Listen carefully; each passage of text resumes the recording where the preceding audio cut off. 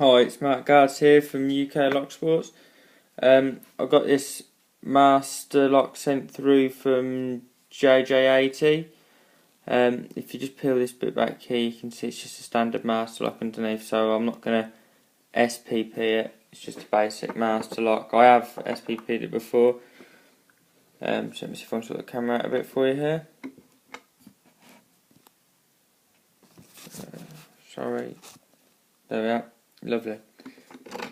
Because it's got such a deep recess in this bit here, I'm actually using the long side of this tension wrench rather than the short side, just so it gives it a nicer tension all the way down, he says, if we can get it in there. First quick way I'm going to just show you is zipping.